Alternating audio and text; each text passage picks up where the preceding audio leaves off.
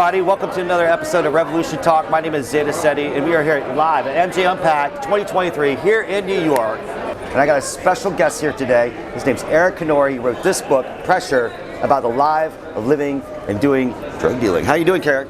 Pleasure to meet you, man. Awesome, Pleasure. man. Awesome. So tell us a little about your story. All right, so the story is basically a troubled kid looking for a safe place to eat and sleep. Didn't really have much money to get by. Didn't have the newest sneakers, the coolest things. Didn't have the pretty girls looking at him. Trapped. And he wanted to jump, but you know what he said? You know what, fuck it, I'm not gonna jump. You know what I'm gonna do? I'm gonna sell cannabis. For me as a young child in school, smoking cannabis was a way for me to escape my reality. It was kind of just to go to another place and not have to talk about the truth of my life. So that's what I smoked. But I couldn't afford weed, so eventually I had to start selling weed at a very young age in high school, and then through college I started selling weed. And I learned a lot about the game by starting small.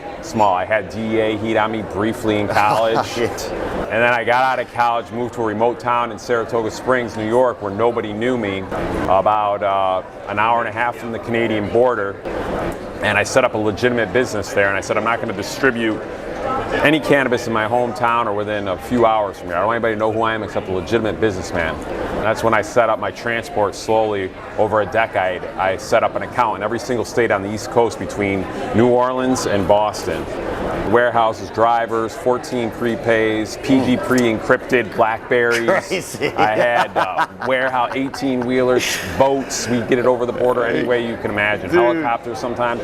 Wow. And by age 30, I'd done over 300 million in sales along the East Coast. Wow. And this is before it was legal in any state. 2009 is when I got popped. Weren't even investigating me. They weren't investigating. Was it just wrong like place, wrong time? There was a GPS unit on a truck that came to one of my properties. Oh my God. So they were like, "What are you doing here?" Cuffed me up. They found a couple million cash on me. They're like, "That's that's a good chunk for not watching somebody." And they wanted me to work for them. I wouldn't do it. I got bailed out. The only reason they set bail probably was because then they wanted to follow me, sue who I am, who is this guy, who does he know? They were on me like wet on rice for a while. And I was waiting for trial, and then I eventually got rearrested for laundering money to pay my criminal attorney. Well, I imagine they hit you with conspiracy, all the above. Well, actually on a one-count indictment because they didn't know who I was. It was just literally possession of $1 million in cash. No, there was like 400 pounds of weed on a trailer they tried to tie me to. Okay. But it wasn't. There was no big case. They They just arrested didn't know. me trying to launder money, and they put me in this time no bail. They wanted me to work undercover again. I just sat there, and eventually my lawyer comes to me, and this is after like 2 years of me initially getting arrested. He's like, "Hey Eric, give him the rest of your money, and they'll let you go." I'm like, "Can we get it in writing?" I'm like, "No, you can't buy your way out of jail. You just have to do the right thing and give him your profits." So I went in the woods in shackles, upstate New York. Dug up close to $10 million in gold bars I buried. Oh my God, that's crazy. Give it to them I'm surrounded with ATF, DEA, IRS, and AR-15s. They don't know if I'm going to escape or what I'm doing. They don't know where I'm bringing them. That's crazy. We dig up the gold bars. I give them the gold bars. There's pictures of it online, and so you were taking the cash and just turning it into gold bars and just stashing it? Yeah. Wow, that's amazing. because you can bury cash, and if you don't do it right, it's going to get moldy. And plus, cash is trash anyways. It's devalued. You don't want to be holding on. Cash is bulky, heavy if you have enough of it. There are times when I would have, big amounts, so you need like a bell cart to move it. So it reminds me of the movie Blow, where they got all this cash in. Was that what I it didn't like? have the amount of money he had. Okay, yeah. But listen, I did hundreds of millions by age 30. That's insane. There's no doubt about it. Like, I was a wholesaler, right? Like, get 500 or 1,000 pounds, break it up into 200-pound loans, or sometimes just broker the whole thing, wholesale it. New York is a big wholesale hub on the East Coast, forever. Since the 90s. High-end, like, they used to call it Kind Bud. Remember in the 90s? Yes, it was called Kind Bud, yeah. Kind Bud, and Manhattan. And then the delivery service started in the late 90s. Yeah. And then in the early 2000s, they had the Cartoon Network in Manhattan, and then that got pulled down. But then it was Kind Bud, then it was BC Bud, then you had the strain names started slowly popping out, like from Cali in the early 2000s. People started understanding shit. So, Kind Bud to us on the East Coast was like homegrown, good, high quality weed, right? Yeah. And then the stuff from Vancouver, we call it beasters, Yeah. right? Because they're BC bud, right? So Yeah. imagine, like, I mean, how much product you guys were moving. God, how many states were you guys moving product to? You start New York, Pennsylvania, Virginia, North Carolina, South Carolina, Atlanta, Florida, New Orleans, St. Louis, Boston. Drivers for different places. Drivers can only drive during the daytime. By 9 p.m. if you have an out-of-state plate, you're off the road. That's just like my rule. You can never have a record. But I took some shortcuts, and that's how I got in trouble, right? Because professionals, the real deal is you have to have a legitimate business, and you leverage that.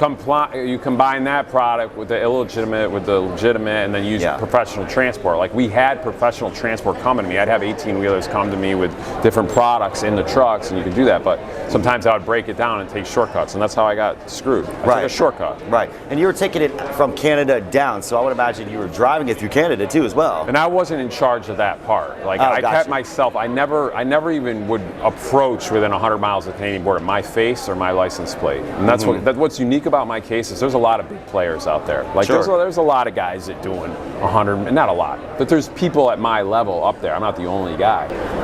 But what makes me unique is for somebody to do it over a decade, consistently, week after week, without the feds ever knowing your name and that you existed, doesn't happen. Because there's double agents everywhere.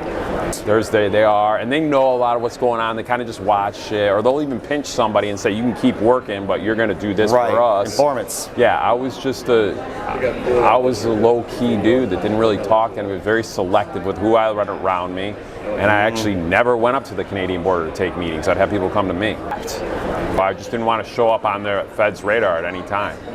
Eventually, wrong place, wrong time, they got me. And it had to come down one way. If I didn't lose it that way, I would have lost it, maybe in a divorce. Well, I guess there's a beginning and an end to everything, which is wild, man. It's good to see you here, at least not in prison like some of these other people. Yeah. I did a couple years. You did a couple years in prison? Yeah, it was good for me, though, right? The food sucked, but the time alone helped me reset. Right, just really think about what's important, what am I doing with all this, how much time do I have left to life? You know, it's kind of like I had a chance to sit on my deathbed for a minute. You just look up and say, what do I really want? What's the point of all this? The gold bars thing, that is pretty insane. So they actually took you up into the woods where you buried them, and then everybody's just surrounded by guns. Dude, it was literally... Well, first off, when the load came to me originally, I knew there was a GPS on the truck, so I didn't even unload the truck. And I evaded the feds, and I lost them at 100 miles an hour upstate New York. I lost them, and I got someplace safe, and I had a conversation with somebody, and I could have left. I could have got a passport for 60 grand and been gone.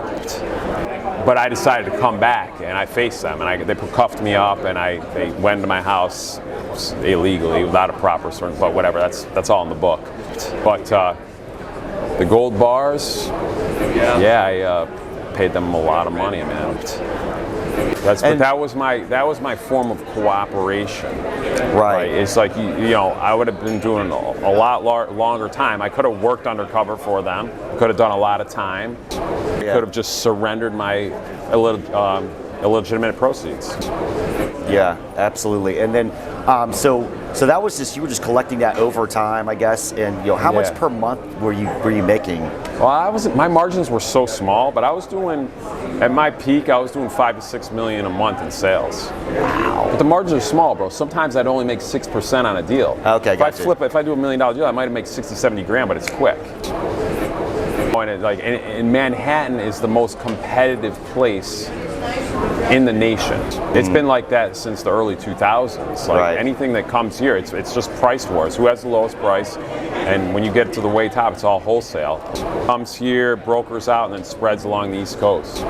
So now that you're out, that you've gone through that crazy experience, you get to share that with the world. Are you doing anything in this space right now?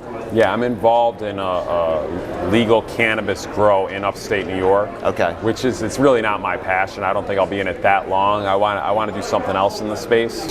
And I also want to build really high-end off-grid retreats. Because my premise is, at the end of the day, we plug our phones into charge, we plug our cars into charge, but the human body isn't necessarily being plugged into dwellings or spaces that charge us.